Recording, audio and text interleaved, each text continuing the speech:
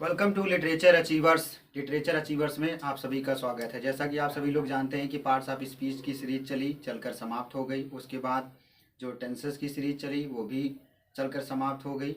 इस समय उसकी जो नेक्स्ट कड़ी है वो आपका है वॉयस, जो आप सभी लोग बहुत अच्छे पूर्वक जानते हैं।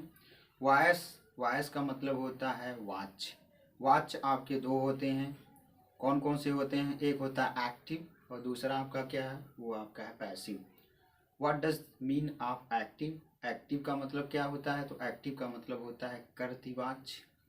What does the mean of passive? Passive का मतलब क्या होता है? तो पैसिव का मतलब होता है कर्मवाच। अर्थात आप कह सकते हैं कि जब कर्ता को प्रधानता दी जाए किसी भी वाक्य में, दुनिया के किसी भी वाक्य में जब कर्ता को प्रधानता दी जाती है तो वो आपका एक्टिव वॉइस कहलाता है।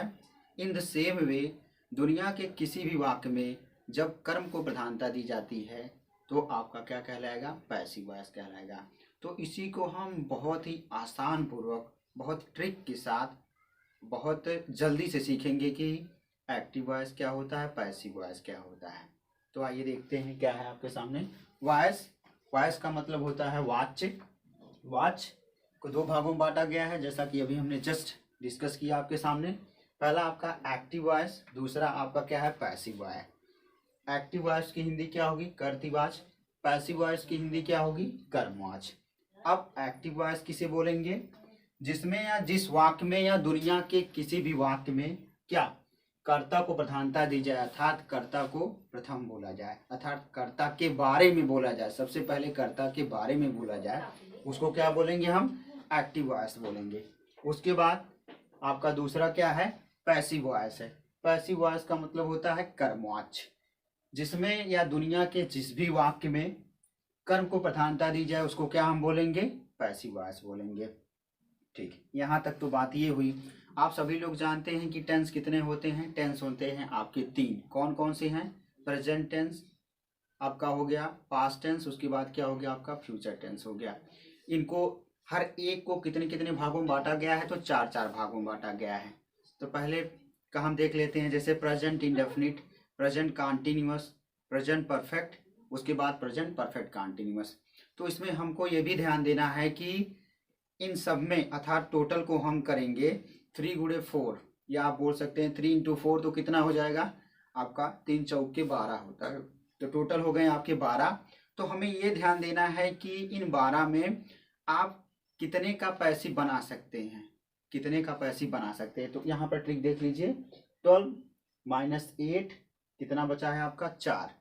यानी कि इनका आप पैसिव नहीं बना सकते। बस यही आप लोग देख लीजिए, बस इसका एक ही चीज आप क्लियर कर लीजिए, किसका नहीं बना सकते। तो जितने भी परफेक्ट कॉन्टिन्यूअस हो, चाहे प्रेजेंट परफेक्ट, चाहे प्रेजेंट कॉन्टिन्यूअस हो, चाहे आपका फ्यूचर कॉन्टिन्यूअस हो, चाहे आपका पास्ट परफेक्ट कॉन्टिन्यूअस हो। एक चीज और, कितने का नहीं बना सकते आप लोग? 4 का नहीं बना सकते। कौन कौन से हैं?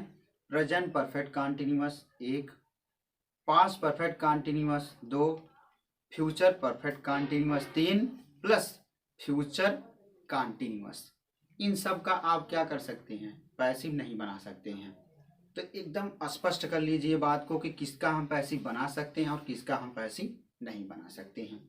तो आइए उसको देखते हैं एग्जाम्पल्स के through. With the help of one example we will try to understand.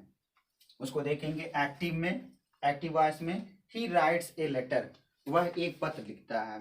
The very first example is the very easy one example. पहला एग्जाम्पल है जो कि बहुत ही आसान एग्जाम्पल है। ये क्लास 6 स्टैंडर्ड का बच्चा जो है बहुत आसानी पूर्वक इसको सॉल्व कर सकता है, जो कि आपके सामने सॉल्व है।